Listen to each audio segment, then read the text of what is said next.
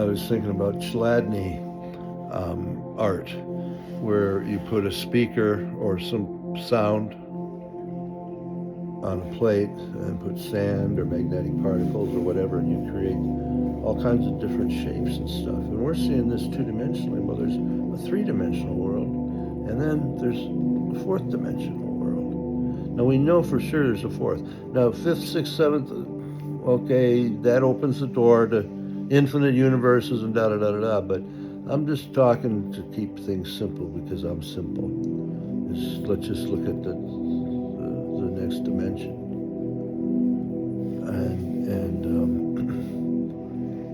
And it's, it's a foggy dimension because it's from the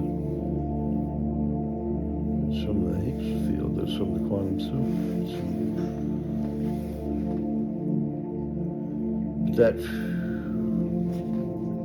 That's the great creative mind of everything. And once again, there we go back to, it takes observation of something to change the state from energy to matter and matter to energy.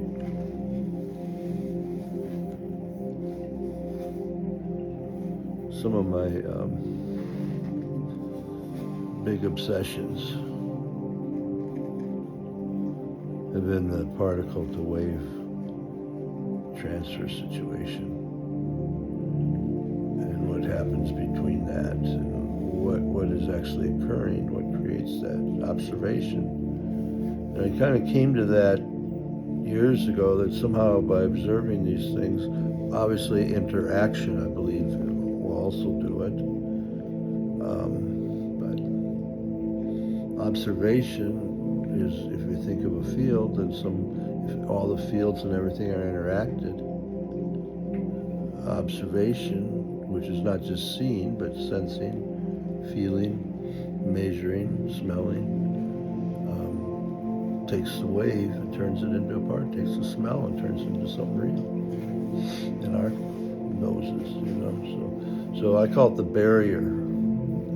It's that invisible barrier between energy and matter and spirit and consciousness, your pure spirit, which you do probably in the pure spirit realm have a pure spirit name that's a sound. Nothing's personalized in the spirit world, by the way. There's kind of personalizations, but not like here on Earth,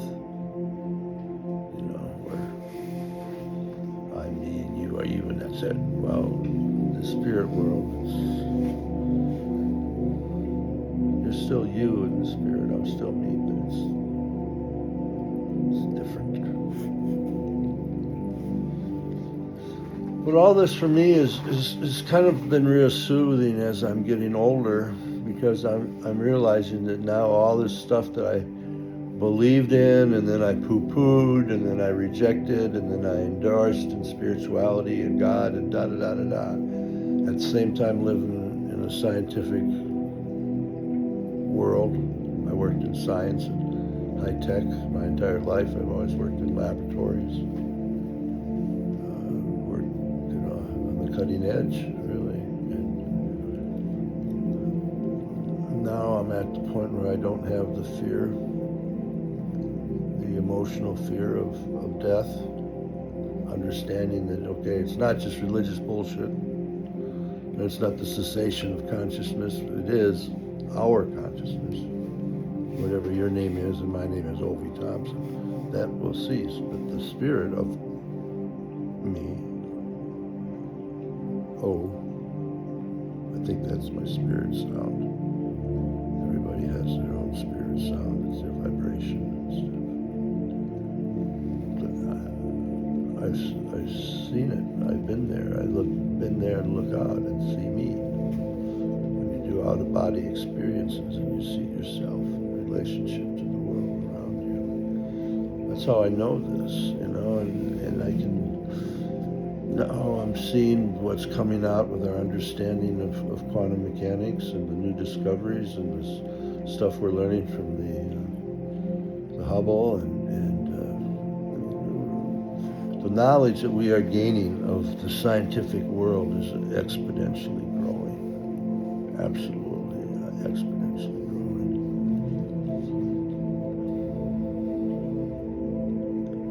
And it's really exciting, you know. Unfortunately, our physical selves are still animals, just crawling out of the ooze from 10,000 years ago.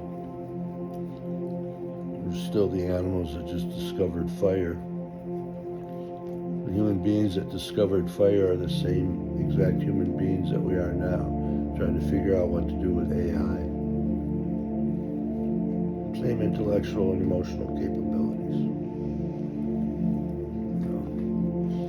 I've always felt that there's an evolution. Now this gets into another topic here. It's a little bit of a subset from the cosmic soup, so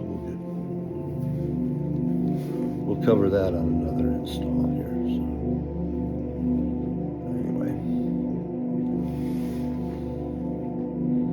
end of tonight's lesson.